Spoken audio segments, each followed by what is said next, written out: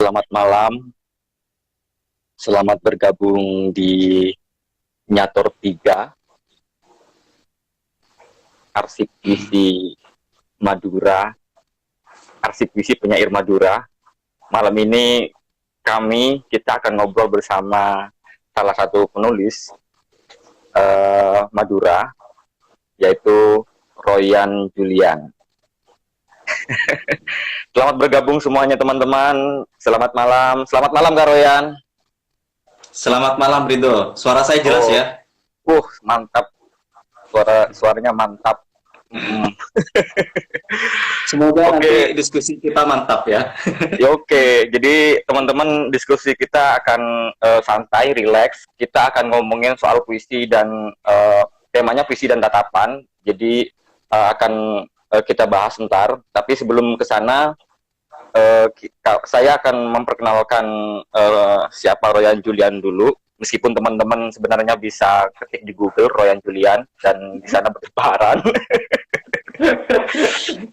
Jadi Royan Julian ini penulis lahiran Pamekasan, menempuh S1-nya di Universitas Negeri Malang, kemudian melanjutkan S2 di Universitas Gadjah Mada.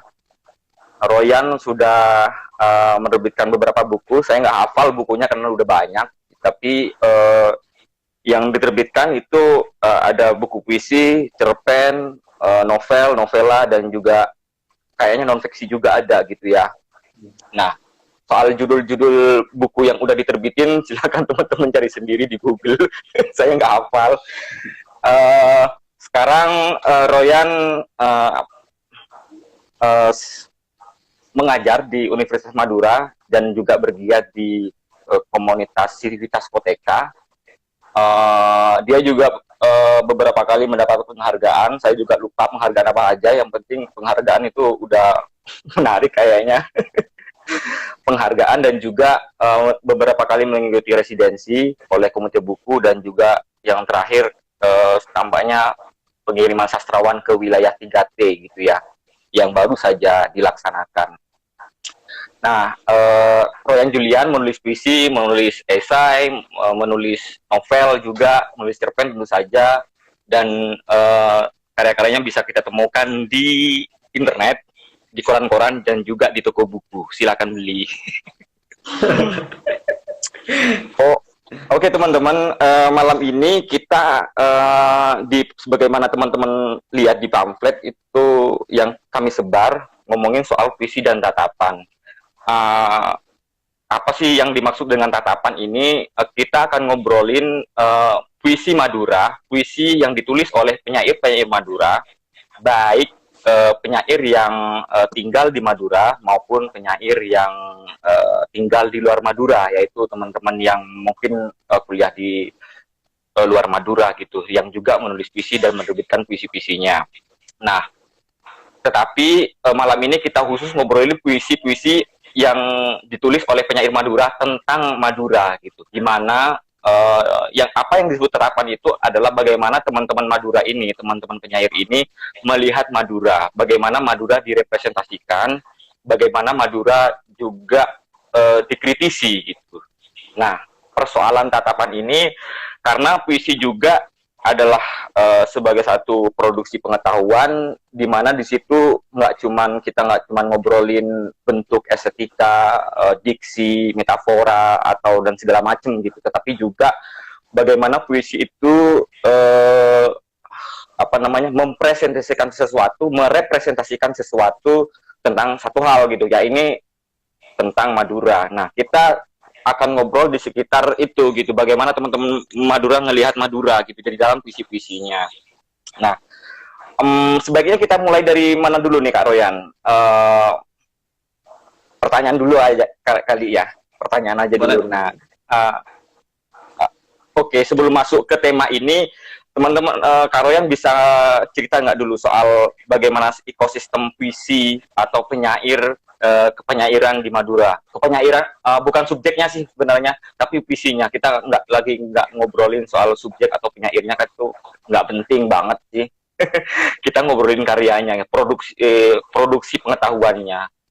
Kita bisa mulai dari sana, kemudian kita bisa berpindah ke tema kita malam ini soal puisi tadi. Silakan Kak Royan. Kalau saya amati sebenarnya minat terhadap puisi makin masif ya di Madura. Tidak hanya puisi, tapi juga sekarang prosa itu juga kian masif. Kita dulu kenal bahwa Madura itu adalah pulau penyair, tetapi sekarang mungkin sebutan itu kurang relevan karena prosa itu juga banyak sekali diproduksi. Dan tentunya secara tematik para penulis Madura itu tidak hanya menulis tentang Madura, tetapi beragam. Kalau misalnya kita membaca karya-karya sastra yang dibikin oleh para satri, itu justru mereka juga banyak menulis karya-karya romance populer yang mungkin terpengaruh oleh komunitas yang kita sebut sebagai forum lingkar pena gitu ya. Forum Lingkar Pena itu kan sekarang juga masuk pesantren, juga merambah pesantren, dan kupikir itu juga salah satu yang membuat secara tematik karya-karya sastra di Madura itu variatif. Tetapi yang Madura, tema-tema Madura itu masih ada, karena kita masih menganggap warna lokal itu sebuah eksotisme yang menarik bagi media atau penerbit-penerbit luar. Saya pikir begitu. Nah, adanya sosial media seperti Facebook dan sebagainya itu makin membuat gairah kepenulisan di Madura, terutama anak-anak mudanya itu makin banyak karena akses terhadap informasi dan juga cara mereka menampilkan karya itu semakin mudah. Saya pikir itu. Nah, tadi ada satu hal yang menarik. Ada beberapa hal sih sebenarnya, jadinya tema-tema yang ditulis oleh teman-teman Madura sebenarnya nggak cuma tentang Madura, tapi dengan tema-tema yang beragam gitu. Nah, terus, yang kemudian ini bisa memasuki ke pertanyaan tentang topik kita malam ini. Tadi Kak Royan menyebut soal bagaimana teman-teman Madura tertarik pada isu soal isu lokal gitu, atau lokalitas atau apapun sebutannya gitu, dan yang tadi Kak Royan bilang lokal sebagai satu pandangan atas eksotisme gitu. Nah, ini soal eksotisme ini menarik dibicarakan karena eksotisme ini kayak kalau di dalam seni rupa itu kan ada namanya moi indi, atau kalau di bahasa Indonesia kan jadi Hindia Mole gitu. Itu di dalam seni rupa kayak di sejarah-sejarah awal seni rupa sih, bagaimana kolonial ngelihat Indonesia, gimana Belanda ngelihat Indonesia yang molek, indah dan segala macam, kayak negeri dongeng lah gitu, kayak surga gitu. Bagaimana satu daerah dilihat secara eksotis dan itu sangat turistik dan kolonialistik gitu. Nah, ini bisa kita teruskan lewat pembicaraan tentang eksotisme ini, Kak Royan. Nah, oke. Ini kemudian dari eksotisme ini kita ngelihat puisi-puisi yang diproduksi oleh teman-teman di Madura soal yang tadi eksotisme ini. Gimana, Kak Royan? Oke. Jadi sebelum saya berbicara tentang itu, Ridho, mungkin saya perlu jelaskan dulu bagaimana cara saya membaca puisi-puisi itu, gitu. Oh iya, jadi silakan.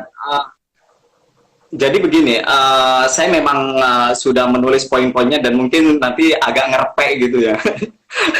Agak ngerpe, nggak apa-apa. Jadi begini, saya jelaskan dulu bahwa kalau di dalam kajian sastra, mungkin yang paling kita fokuskan adalah teks itu sendiri. Tetapi di sini, saya berpikir bahwa membaca adalah salah satu aktivitas politis. Jadi posisi saya ketika membaca puisi-puisi teman-teman Madura, jadi puisi yang saya baca itu adalah puisi-puisi para penyair Madura yang muda ya, bukan generasi senior seperti Pak Zawawi Imron dan Abdul Hadi. Nah, cara saya membaca puisi-puisi di sana, saya memposisikan diri sebagai orang yang memiliki kepentingan. Kalau di dalam kajian sastra, mungkin ini tidak terlalu sastra gitu. Tetapi sekarang yang bid'ah ini, pembacaan saya yang bid'ah ini itu diperbolehkan di dalam kajian sastra mungkin semenjak Fakultas Sastra menjadi Fakultas Ilmu Budaya, sehingga metode-metode atau teori-teori sastra itu sekarang tidak eksklusif, tetapi juga meminjam dari metode-metode yang lain, sehingga di situ pembacaan saya lebih bersifat cultural studies ya, daripada saya membacanya itu sangat tekstual, tidak seperti itu. Nah, cara pembacaan seperti ini pernah dilakukan oleh Afrizal Malna di dalam buku Sesuatu Indonesia, dan juga dilakukan oleh Prof. Min Ahmad Rifai di dalam bukunya Manusia Madura. Dia mencari satu isu, kemudian dia mencocokkannya dengan parebesan yang ada di dalam tradisi lisan Madura. Nah, pembacaan saya seperti itu. Jadi saya nanti akan mengambil serpihan-serpihan yang akan disesuaikan dengan kepentingan saya. Kepentingan saya apa? Kepentingan saya adalah melihat tatapan orang Madura, tatapan penyair Madura, baik yang ada di dalam, yang tinggal di Madura maupun yang tinggal di luar Madura. Nah, beranjak dari itu, ketika saya membaca puisi-puisi, nah, jadi puisinya puisi ini yang saya baca. Yang pertama adalah Ketam Ladam Rumah Ingatan, dan yang kedua adalah Bangkalan Dalam Sastra Indonesia dari Bangkalan Literary Festival. Jadi terbatas pada dua buku ini, karena kalau di buku-buku lain saya harus membongkarnya di gudang gitu ya. Buku-buku lain sudah saya gudangkan. Banyak sekali bukunya ya. Kenapa? Enggak, enggak. Teruskan. Oke, saya lanjutkan ya.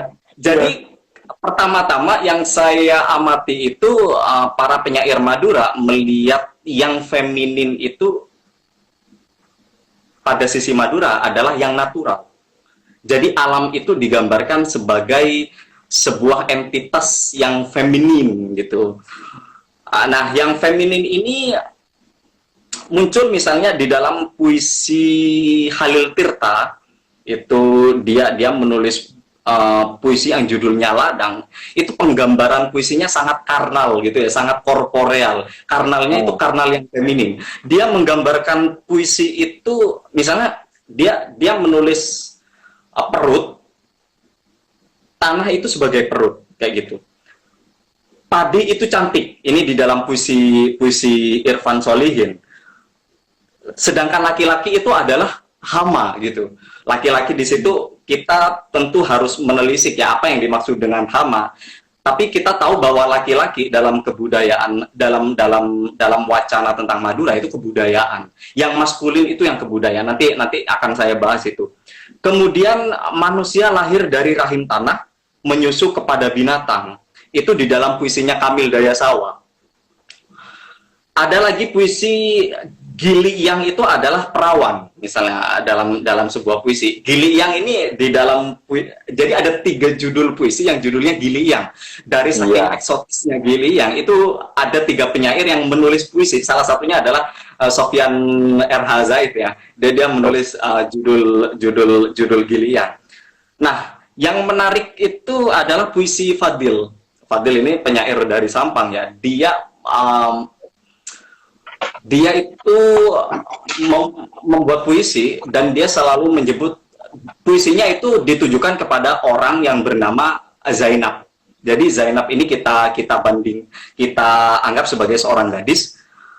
Dan Zainab ini, kalau saya baca puisi Zainab ini, sebenarnya dia adalah metonimi dari yang Madura. Jadi saya membandingkannya misalnya dengan Song of Solomon. Song of Solomon itu Kidung Agung di dalam Alkitab yang menggambarkan Israel itu, perempuan itu sebenarnya bukan perempuan. Mempelai perempuan di dalam puisi itu, di dalam puisinya Sulaiman itu sebenarnya bukan perempuan, tetapi Israel yang merindukan ilahi kayak gitu. Nah, saya melihat puisi Fadil, Sufina, Zainab itu, saya pikir bukan cuma Zainab sebagai person, tetapi dia sebagai sebuah entitas kebudayaan.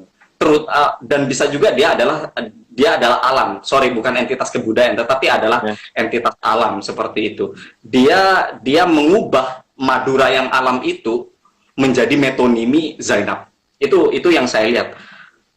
Kemudian begini, ketika kita berbicara tentang Madura di dalam puisi-puisi para penyair Madura ini, kita akan memahami bahwa Madura yang mereka maksud adalah desa.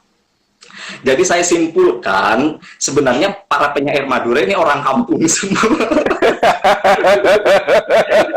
Orang Madura, para penyair Madura ini orang kampung semua. Saya coba sebutkan, ada nggak penyair yang dari kota? Palingan 1-2 ya. Tapi yang lain sepertinya adalah orang kampung sepertinya. Makanya kemudian ketika mereka berbicara tentang Madura, yang muncul adalah Madura sebagai desa, bukan sebagai kota. Orang kotanya tertariknya jadi PNS. Jadi para penyair ini kita pastikan itu dari desa.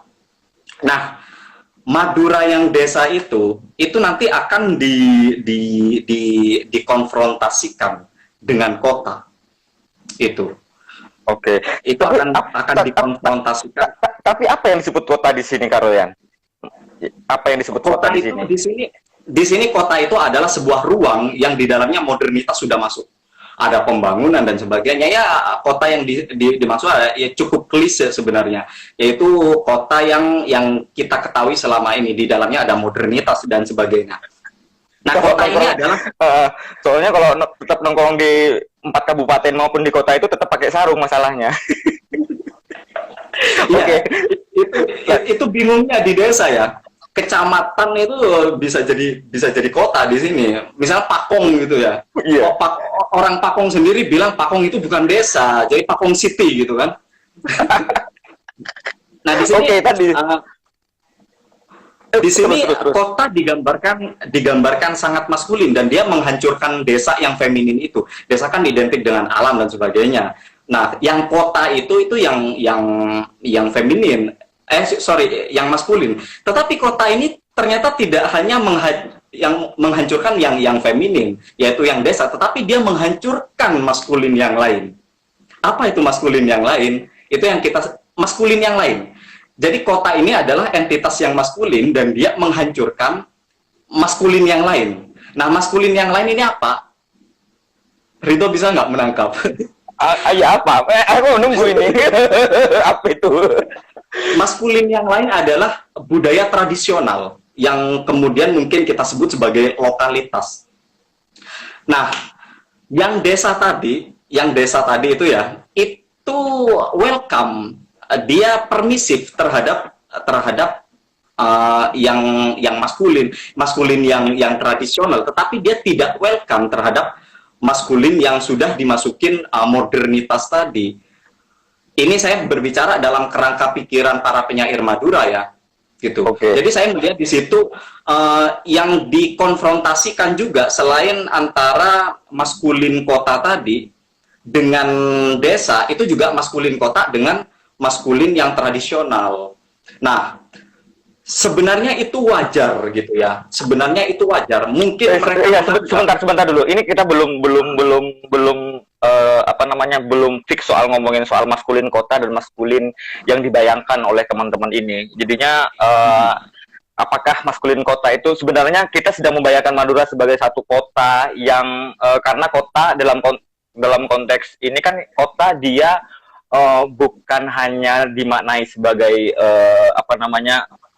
dimaknai sebagai satu di mana ruang itu mengalami pembangunan gitu, distribusi kebudayaan, ekonomi dan sosial dan seterusnya gitu, tapi juga adalah tentang manusia gitu. Tapi juga adalah tentang manusia gitu. Nah, bisa saja teman-teman yang hidup di desa dalam tanda kutip gitu, maksud di desa di kampung, sawah atau pesisir juga adalah kota gitu. Pemanan ini karena bergerak berdasarkan bahwa ada satu bahwa kota nggak hanya dimaknai sebagai ruang fisik, tetapi juga sebagai ruang mental. Kita nyampe mana ini obrolannya? Jadi begini, saya dudukkan lagi ya. Jadi di Madura itu saya membaginya menjadi yang feminin dengan yang maskulin. Yang feminin dan yang maskulin itu saya pisahkan itu berdasarkan puisi. dari sifat-sifatnya, dan juga wacana umum tentang apa yang maskulin, apa yang feminin. Wacana umum yang feminin itu kan mesti alam, alam itu perempuan gitu kan ya, alam itu perempuan, kebudayaan itu laki-laki, seperti itu kan. Nah ternyata memang gejala-gejala semacam itu memang terjadi di Madura gitu. Dalam puisi-puisi itu kita melihat bahwa ketika ngomongin persoalan bumi, misalnya persoalan alam, itu metafor-metafor yang muncul itu adalah metafor perempuan, rahim, perut dan sebagainya, lahir misalnya, itu yang memberi hidup dan sebagainya, itu adalah yang feminin, itu alam. Yang maskulin itu yang di dalamnya misalnya ada kekuasaan, power untuk menghancurkan dan sebagainya. Jadi sebenarnya kriteria yang ku pakai itu adalah kriteria umum sebenarnya antara yang feminin dengan yang maskulin itu. Nah, yang maskulin sendiri di Madura itu ada dua. Punya Yang pertama, Oke. yang pertama adalah modernitas, dan yang kedua adalah kebudayaan tradisional. Itu yang maskulin. Nah, yang maskulin modernitas tadi itu tidak hanya berkonfrontasi dengan yang feminin, dengan alam. Dia menghancurkan, dia merusak ruang alam dan sebagainya, menghancurkan sawah dan sebagainya. Tetapi dia juga menghancurkan yang tradisional. Misalnya kesenian seperti karapan sapi dan sebagainya. Bukan karapan sapi mungkin ya. Saya lupa tadi ada sebuah apa namanya? Ada sebuah kesenian yang dihancurkan oleh yang alam, termasuk infrastruktur dan sebagainya, itu menghancurkan kayak gitu kan. Kata itu puisi, misalnya puisinya siapa tadi? Puisinya Lubet kalau nggak salah. Kemudian puisinya Lukman Hakim itu tentang kuda yang diganti oleh kuda besi, kangkung yang menjadi kawat dan sebagainya. Itu kan penanda-penanda dari dominasi modernitas seperti itu. Itu yang saya pahami, Ridho. Kemudian, nah saya kembali ke tadi bahwa kenapa para penyair ini permisif kepada budaya lokal yang maskulin tadi, itu karena mereka mungkin menganggap bahwa kebudayaan lokal itu, jadi kebudayaan lokal ini tidak dikonfrontasikan dengan alam. Yang dikonfrontasikan dengan alam itu adalah kebudayaan yang sudah mengadopsi modernitas tadi. Nah, kenapa mereka tidak mengkonfrontasikan antara alam yang feminin itu dengan kebudayaan tradisional yang maskulin? Itu saya menganggap bahwa kebudayaan lokal itu adalah anak kandung dari alam. Dia adalah anak kandung dari alam. Kebudayaan tradisional itu adalah respon terhadap alam. Jadi saya melihat bahwa kebudayaan tradisional itu merupakan hasil rekonsiliasi antara pertikaian alam yang ganas itu dengan siasat kebudayaan orang Madura yang ingin menaklukkan alam atau ingin berdampingan dengan alam, bersisian dengan alam. Sehingga mereka ya permisif terhadap, bukan permisif, tapi tidak mengkonfrontasikan antara alam yang feminin tadi dengan kebudayaan tradisional yang maskulin. Itu saya pikir, Ridho. Dan ada seperti ini, Ridho.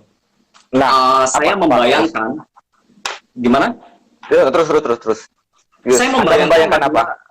Iya, saya membayangkan Madura itu sebagai kita orang Madura adalah orang-orang yang tinggal di belakang Firdaus, seperti itu. Kita tinggal di belakang Firdaus. Masa lalu kita adalah utara yang kelam. Kalau kita baca sejarah purbakala dari buku Min Ahmad Rifai kan gitu, Selayang Madura Selayang Pandan.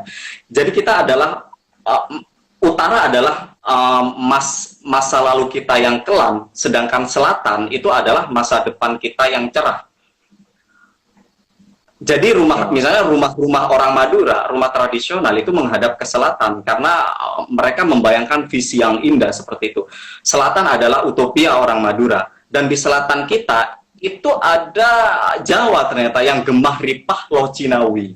Jawa kita anggap sebagai Firdaus, dan kita sekarang orang-orang Madura itu dipunggungi oleh Firdaus, oleh Jawa yang gemah ritma Lojinawi. Oleh karena itu orang Madura itu merantau ke Jawa, dia merantau ke Firdaus, dia menjangkarkan masa depan yang cerah itu ke arah masa depan mereka. Apa arah masa depan itu? Itu Jawa. Tetapi ini ambivalen, Ridho. Ini ambivalen. Kenapa? Karena mereka ternyata juga menjangkarkan hidup mereka pada masa lalu. Itu nanti yang kita sebut sebagai, kita menyebutnya politik memorabilia gitu ya. Nanti kita akan membahas. Iya, iya. Oke. Nah, jangan dihabiskan sekarang. Gimana? Mas, jangan dihabiskan sekarang, masih banyak kita ngobrolnya. Iya, ini masih banyak ini yang mau saya bahas ini. Dan begini, misalnya dikotomi antara desa yang positif dengan kota yang negatif itu muncul misalnya dalam puisinya Farid Kacong Alif gitu ya. Itu puisinya sangat dikotomis sekali. Dia menggambarkan kota Pamekasan yang sudah tidak lagi pantas dan sebagainya. Gerbang Salam itu kan politiknya orang ini ya. programnya orang Pamekasan. Gerbang Salam. Awas kamu. Ini ditonton banyak orang nih. Nggak apa-apa. Ya, Pamekasan itu gerbangnya salamnya di Sumeneb. Kemudian misalnya budaya lokal yang dibabat modernitas itu ada di puisi Jaren Serak. Nah ini yang tadi saya sebutkan, karyanya Lubet dan juga Kangkung karyanya Lukman. Kangkung ini digambarkan sekarang bukan kangkung lagi tapi kawat gitu kan. Sedangkan Jaren Serak itu kuda yang menjadi kuda-kuda besi. Yang dimaksud kuda-kuda besi mungkin mobil, kendaraan bermotor dan lain sebagainya. Saya melihatnya seperti itu ya. Mungkin nanti Lubet bisa, sepertinya tadi Lubet bergabung gitu. Nah, kemudian ini muncul juga di dalam puisinya Raidu Basa yang saya pikir kupikir nulis puisi tentang Kiai doang. Ternyata dia juga meromantisasi hal ini. Misalnya dalam puisinya Menatap Las Vegas, yang mungkin saya pikir terinspirasi ya dari salah satu cerpennya Edi Ahayubeno itu ada dia menulis tentang Las Vegas juga. Kemudian alam vs modernitas ini, alam versus modernitas itu juga muncul misalnya dalam puisi Subaidi Pratama. Itu. Nah, ini menarik nih puisi Subaidi, mungkin saya akan membacakan ya puisinya dia di dalam buku ini. Jadi ada satu puisinya dia yang judulnya Mencintai Sapi. Di situ dia menghadirkan Eros dan Thanatos. Di situ ada kesadaran tentang Eros dan Thanatos. Dorongan untuk hidup dan mati, dan dia menggambarkannya secara fatal, kupikir. Saya bacakan potongannya, Kak Ridho. Oke, Kak Royan, silakan. Saya akan membacakan Mencintai Sapi. Nah, ini ada bait ketiga, dia bilang seperti ini. Maka kemudian kami sembelih sapi, agar pikiran dapat mengenal hidup dan mati. Sebab siapa yang menyembelih bakal tabah menerima sedih. Saya melihat katarsis di situ, menerima duka dan bahagia sebagai sebuah keniscayaan, Karido. Dan ini adalah puisi tragedi tentunya ya, karena katarsis itu kan efek dari tragedi. Di dalamnya ada yang fatalistik dan mungkin dalam beberapa takaran, dalam beberapa kadar tertentu, mungkin juga masokis kali ya. Ini juga masokis. nanti kita bahas yang masokis tadi itu di politik kerinduan tadi, politik kenangan. Nah, saya melihat hal semacam itu. Nah, tadi itu saya menyebut bahwa ada yang ambivalen ya di dalam puisi-puisi orang Madura, yang pada satu sisi dia menggambarkan Madura itu sebagai perempuan yang dicintai, perawan sunti, dia ibu yang melahirkan dan sebagainya. Tapi di sisi lain, Kak Ridho, sayangnya dia mencampakkan Madura. Dia mencampakkan Madura.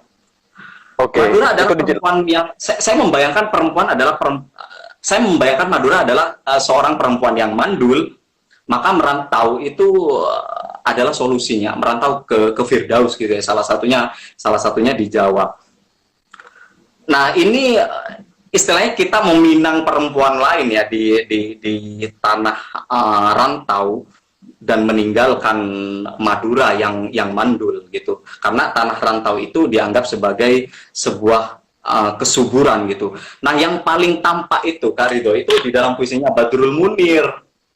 Jadi di dalam ini itu Badrul Munir, saya pikir secara eksplisit ya dia mengatakan bahwa Madura itu mandul gitu. Coba saya bacakan ya puisinya Badrul Munir. Ini kalau misalnya Badrul Munir ada ya mohon maaf, saya menafsirkannya atau membacanya sedemikian rupa. Tapi ini memang aku rasakan gitu, Badrul Munir itu mengatakan bahwa Madura itu mandul. Misalnya seperti ini. Dia di bait kedua itu saya bacakan. Di tepi lautmu kami pernah melempar dadu nasi. Palungmu yang dalam tak mampu menampung keluh, tangis, dan impian naif bernama cita-cita. Artinya apa? Artinya tanah Madura itu tidak bisa membesarkan anak Madura sendiri. Artinya anak Madura harus cari nafkah di tempat lain biar dia bisa tumbuh. Madura tidak bisa gitu. Madura tidak bisa. Itu yang dikatakan oleh Badrul Munir. Jadi Madura ini adalah perempuan yang rahimnya kopong di satu sisi gitu. Di satu sisi dia rahimnya kopong. Kemudian makanya kemudian ada yang namanya seremoni ocung gitu ya. Ini ada juga puisi tentang ocung di dalam buku ini. Itu adalah salah satu ikhtiar untuk memancing rahim Madura yang kopong itu biar dia subur seperti itu. Itu ada di dalam puisi ini. Meskipun saya tidak membacanya secara intens, saya membaca buku-buku di sini tuh scanning gitu, karena waktunya sangat sempit. Jadi mohon maaf nanti kalau misalnya ternyata ada pembacaan saya yang keliru tentang itu. Okay. Nah kemudian ini lagi ya. Nah ini ambivalennya, dia ditinggalkan tapi kemudian dia dirindukan gitu. Ini yang kemudian kita sebut sebagai politik memorabilia gitu ya. Di dalamnya ada kenangan, ada kerinduan. Kenangan dan nostalgia itu adalah buah dari yang rindu tadi. Dia rindu. Mungkin ada perasaan bersalah kali ya. Seperti itu. Jadi sebenarnya apa sih motifnya para perantau Madura itu menulis Madura begitu eksotis, dia memuji-muji, tidak ada bedanya mungkin dengan puisi-puisi Pak Zawawi Imron, meskipun saya pikir itu berangkat dari motif yang berbeda, tetapi saya melihat itu sebagai sebuah usaha agar orang Madura itu sintas gitu di tanah rantau. Kemudian romantisasi itu dilakukan sebagai mekanisme biar orang Madura itu sintas menghadapi hidup yang berat. Kenapa berat? Itu karena mereka tercabut dari akar sosialnya, akar budayanya, tercabut dari rahim ibunya seperti itu, dan terlalu jauh melangkah seperti itu kan. Jadi saya melihatnya sebagai memorabilia, politik memorabilia ini adalah mekanisme psikologis untuk mengurangi hidup yang berat tadi. Maka kemudian mereka menulis yang apa namanya, yang romantis tentang Madura. Itu muncul misalnya dalam puisi-puisi Nando gitu ya, Bernardo. Saya memang mengambil contoh Nando karena Bernardo itu udah terlalu jauh melangkah ya, dia ke Turki. Yang lain kan masih dekat, dia jauh sekali melangkahnya. Kemudian misalnya ada dalam puisi Sofyan juga yang sekarang tinggal di Jakarta. Kemudian ini rindu pada ibu itu selalu bersisian atau identik dengan rindu kampung halaman. Rindu kampung halaman berarti rindu dengan ibu, karena kampung halaman itu kan desa itu alam itu ibu gitu kan. Saya menghubungkannya seperti itu, membacanya seperti itu. Jadi di situ rindu kepada alam itu pasti dia rindu kepada kampung, dia pasti menyebut ibu seperti itu. Dan ini sebuah penderitaan yang disengaja gitu. Makanya saya menyebut tadi ini masokis nih. Para penyair Madura ini masokis. Dia memanfaatkan penderitaannya itu untuk menulis puisi. Mungkin kalau dia tidak menderita, dia mungkin tidak bisa menulis puisi kali ya. Gitu.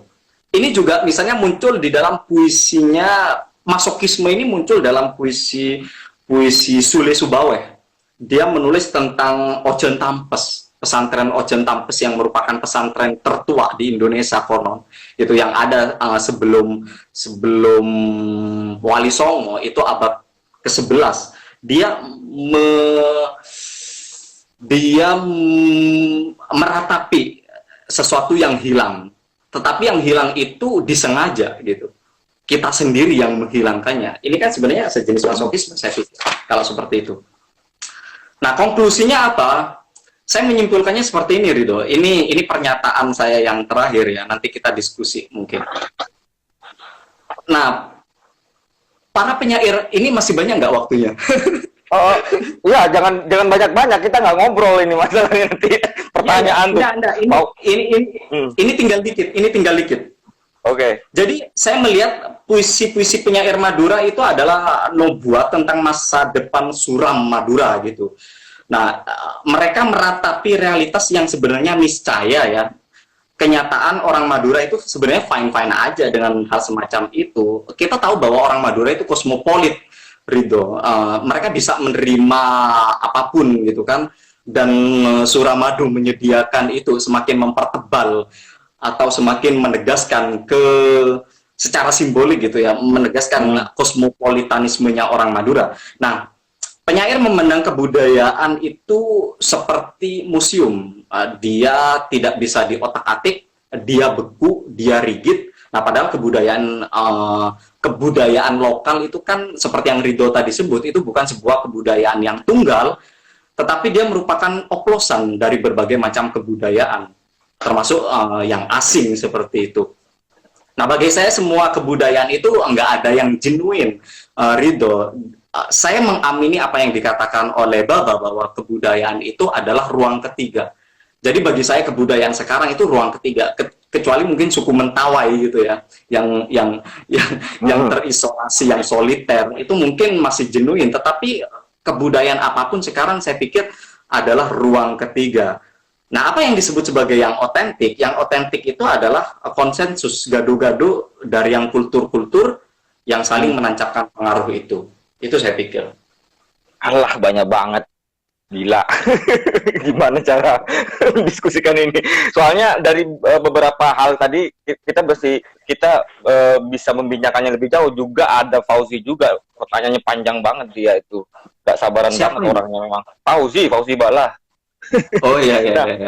Nah, ini mungkin karena kita temanya soal puisi dan tatapan. Nah, ada satu hal yang menarik yang tadi kamu sampaikan gitu soal yang natural atau yang alam itu adalah feminin gitu. Nah, kebetulan bukan hanya kebetulan yang dicontohkan adalah penyair-penyair laki-laki gitu. Nah, tidakkah kita melihat bias di situ bahwa apa yang disebut sebagai alam adalah feminin sebagai satu konstruksi kebudayaan maskulin gitu. Atau perspektif maskulin gitu. Tidakkah itu dilihat sebagai satu perspektif bagaimana penyair laki-laki di Madura ngelihat alam sebagai yang oposisi biner dari dirinya gitu, perempuan gitu. Itu satu. Nah, yang selanjutnya juga ini menarik lagi soal tadi ngomongin soal ambivalen gitu.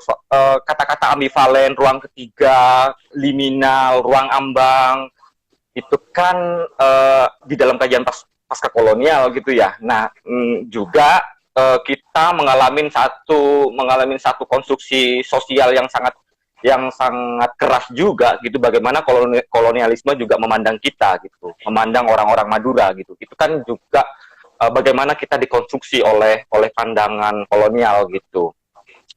Yang terus-menerus direproduksi oleh kita tentu saja juga gitu. Kegagahan-kegagahan itu yang terus-menerus direproduksi soal Madura terbelakang dan seterusnya dan macam-macam lah itu. Nah, itu yang kedua. Yang ketiga adalah soal tadi penjajaran antara Madura dengan Jawa.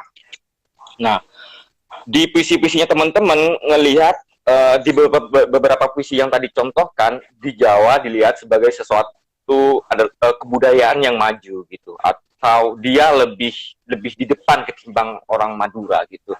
Nah, kita sebenarnya bisa mengobrolkan ini lebih jauh lagi, tidak lagi bisa juga tidak lagi bersandar kepada puisi, tapi kita ngomongin soal dimensi politik pembangunan, kenapa orang-orang Madura merantau gitu. Juga bagaimana orang-orang Madura juga menguasai sebagian daerah di Tapal Kuda atau di Jawa gitu. Itu kan juga kita ngomongin soal sejarah kolonialisme dan juga pembangunan yang berada di Jawa, dan orang-orang Madura hanya dijadikan sebagai buruh lah gitu. Dan kemudian mereka beranak pinak di sana, membangun satu ekosistem, membangun kekerabatan dan seterusnya sehingga menjadi seperti sekarang gitu. Dan apakah peran Madura yang kosmopolitan tadi itu karena memang niscaya atau memang karena ada dimensi politik di dalam itu gitu. Kita bisa keluar dari pembahasan soal puisi ini karena ini jadi penting, jadi obrolan kita gitu Pak Royan. Dan juga sekaligus bagaimana orang-orang Madura atau penyair-penyair Madura melakukan meromantisasi Madura sebagai tadi self defense mechanism. Itu kayaknya di psikologi ya. Freud nggak kalau nggak keliru. Jadi mekanisme pertahanan diri untuk bertahan dengan cara meromantisasi Madura, sementara kenyataan Madura yang sekarang tidak seperti digambarkan oleh puisi-puisi yang indah itu gitu. Madura sudah berubah, Madura sudah melakukan banyak pembangunan dan seterusnya. Isu-isu sosial juga berlangsung, perebutan lahan, tanah dan segala macam. Nggak indah lagi sebenarnya gitu. Tetapi apakah benar memang meromantisasi Madura itu sebagai mekanisme pertahanan diri, atau memang kita tumpul terhadap kenyataan sosial yang kayak gitu? Banyak sekali pertanyaan saya ya. Banyak banget. Iya, benci saya banyak. Tapi sebenarnya kita bisa ngalir aja sih sebenarnya biar nggak kayak biar nggak kayak talk show gitu. Nah, ini juga ada Fauzi ini, terserah lah mau dibahas yang mana aja gitu. Ini yang Fauzi bisa baca, rumah saya menghadap selatan. Atau ini entar aja nanti ya, entar aja. Oke. Satu persatu. Silakan. Iya. Apakah yang tadi ini menarik sebenarnya yang dikatakan oleh Ridho, apakah yang feminin itu sebenarnya bias dari para penulis yang kebanyakan laki-laki, yang memang kebanyakan kan kita sebenarnya oposisi biner itu lahir dari modernitas, ya enggak sih? Jadi saya pikir itu, saya sepakat dengan Ridho, mungkin sepakat, saya masih belum merenungkannya lebih jauh, tetapi kita sudah tahu bahwa oposisi biner itu adalah konstruksi dari yang maskulin, gitu. Yang maskulin, yang barat, yang modern itu membuat tandingan oposisi biner yang sisi yang lebih inferior itu kan sebenarnya untuk membangun identitas, memperkuat identitas. Barat itu menciptakan timur, itu untuk menciptakan bahwa barat itu memiliki karakter yang khas dengan timur, yang berbeda dengan yang lian, gitu kan? Yang berbeda dengan yang lian. Kemudian modernitas itu menciptakan misalnya istilah tradisional. Itu kan sebenarnya untuk memisahkan karakter barat dengan yang tradisional tadi, yang mungkin sebelum itu tidak ada oposisi biner itu, atau lebih cair seperti itu. Nah, saya pikir oposisi biner itu memang diciptakan oleh modernitas untuk membangun karakter yang lebih kokoh gitu. Itu yang pertama. Tapi begini Ridho, sayang sekali di sini perempuannya sedikit gitu. Betul. Perempuannya sedikit. Nah, salah satu yang saya lihat itu puisinya Nurul Ilmi Albana, dan dia menulis sebagaimana dia menggambarkan Madura sebagaimana para penyair laki-laki menggambarkan Madura, bahwa kampung halaman itu ya ibu, gitu kan, sama aja kan berarti. Nah, kemudian ini gimana gitu kan, persoalan ini gimana, misalnya kita mengacu pada persoalan yang diciptakan oleh Ridho tadi, bahwa yang feminin itu jangan-jangan konstruksi yang maskulin gitu kan. Ini juga bisa kita satukan jawabannya pada persoalan yang dibikin Ridho. Persoalan kedua yang dibikin Ridho. Aku kan banyak persoalan. Aku bikin persoalan dari tadi. Persoalan ini nih. Madura yang eksotik itu barangkali adalah tatapan kolonial dan itu terus direproduksi oleh orang Madura sendiri. Oke, mungkin kita bisa amini itu gitu ya. Kita selama ini juga, saya pikir banyak para penulis Madura itu membaca Madura itu bukan dari realitas langsung, tetapi dari buku-buku yang ditulis oleh para ilmuwan gitu kan, baik ilmuwan dari luar seperti Hubdiong dan sebagainya, atau ilmuwan dalam sendiri yang kupikir juga meromantisasi Madura, misalnya seperti Latif Biata dan sebagainya. Itu saya pikir. Nah, lucunya Ridho, ini lucunya, nggak tahu apa yang lucu ini. Apa yang lucu ini? Saya penasaran yang lucu ini. Begini, saya kan tadi bilang ya, kalau meromantisasi Madura itu merupakan defense mechanism dari para penyair Madura yang merantau. Nah, uniknya, para penulis yang tinggal di Madura itu juga meromantisasi itu gitu. Ini ada gejala apa? Saya curiga gitu. Saya curiga. Jangan-jangan para penyair Madura itu mengapropriasi itu tulisan-tulisan para penyair luar Madura sehingga menganggap bahwa karya-karya orang Madura yang merantau itu lebih genuine daripada mereka sendiri. Jadi ini semacam kompleks inferior gitu kan, konflik inferioritas gitu kan, saya pikir. Karena mereka mungkin tidak yakin dengan apa yang mereka rasakan, sehingga mereka mengapropriasi pikiran orang lain untuk mengidentifikasi dirinya sendiri. Ini mungkin kalau misalnya pakai istilahnya siapa itu, Spivak, kan the subaltern speak gitu kan, apakah subaltern itu bisa berbicara? Apakah subaltern itu bisa mendefinisikan dirinya sendiri? Apakah yang subaltern itu bisa berbicara atas namanya sendiri? Saya mencurigai seperti itu, Ridho. Jadi para penyair di Madura ini mengapropriasi apa yang ada atau apa yang menjadi pandangan para penyair Madura yang merantau tentang Madura. Jadi kalau tadi pakai Spivak itu subaltern itu, katakanlah penyair-penyair Madura sebagai subaltern, dia sebenarnya tidak berbicara atas nama dirinya sendiri. Dia dimediasi oleh pikiran orang lain gitu ya. Saya menggunakan sepertinya saya tidak tahu apakah saya menggunakan istilah yang tepat atau tidak. Saya cuma menggunakan kalimatnya gitu kan. Dia meliankan dirinya sendiri gitu. Atau soalnya itu istilah yang kurang tepat ya. Soalnya istilah-istilah itu diciptakan juga berdasarkan kayak kolonialisme juga gitu. Mungkin tepat apabila ketika kita ngomongin Madura, penjajarannya dengan situasi kolonialistik gitu. Mungkin tepat subaltern gitu. Misalnya ketika dihadapkan pada kenyataan bahwa ternyata orang-orang Jawa masih menganggap kita sebagai orang-orang yang keras gitu. Misalnya kayak gitu. Nah, itu sebagai satu konstruksi kolonial, mungkin subaltern kita mengalami satu penjajahan yang berbeda. Mungkin penjajahannya nggak fisik gitu, kita nggak mengalami kerugian fisik, tapi kita mengalami kerugian kerugian apa ya bahasanya ya? Mengalami kerugian tradisi.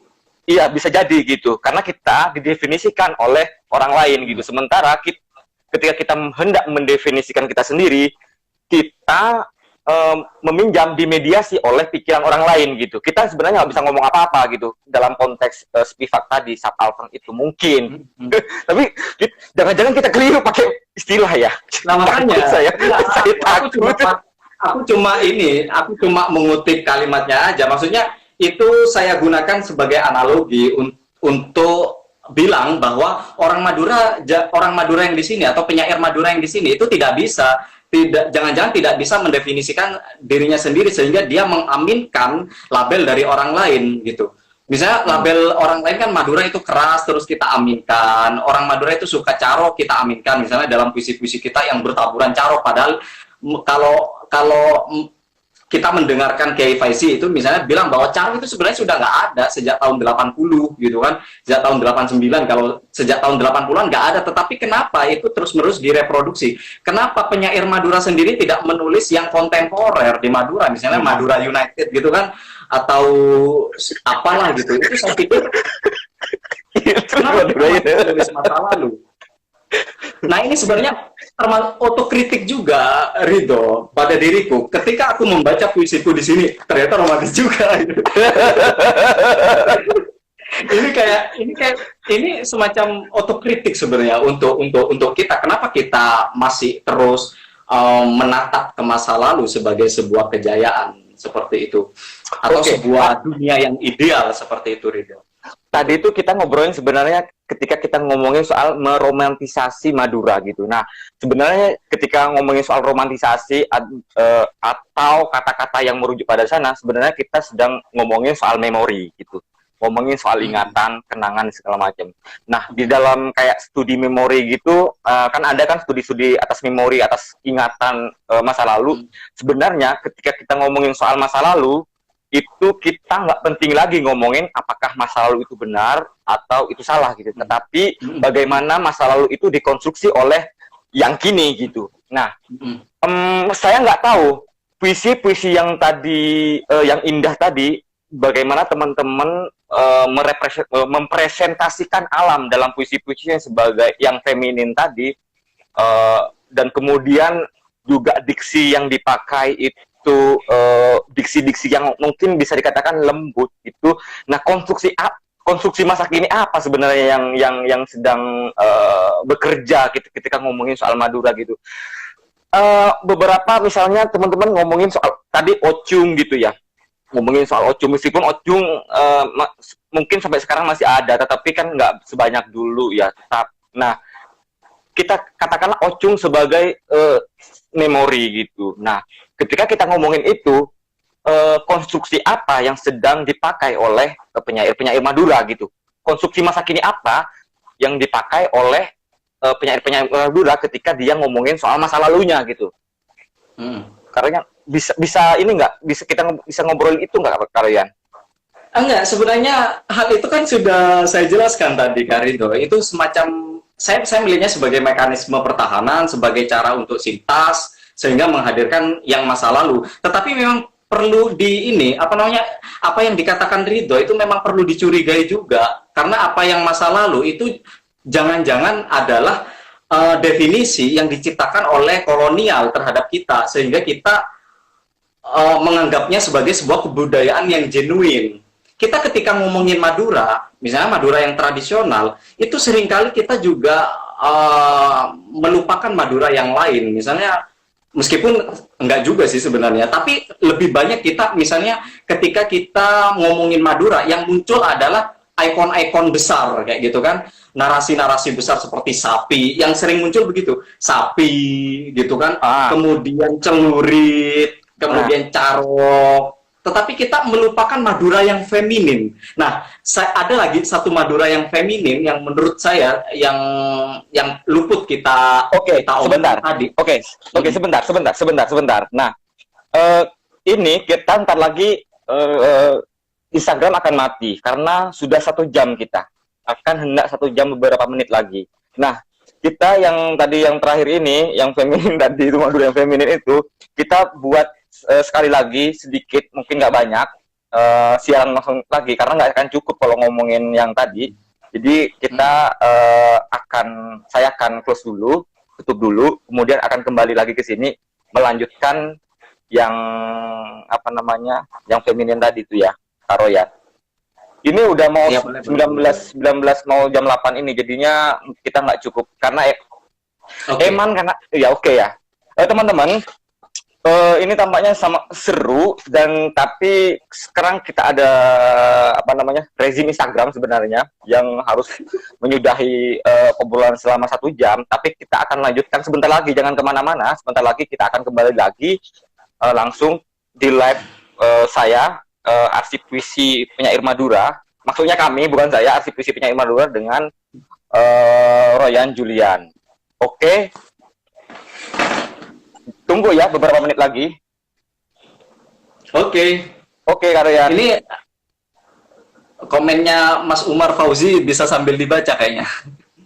Oh, dia nggak tanya ternyata, dia cuma komen.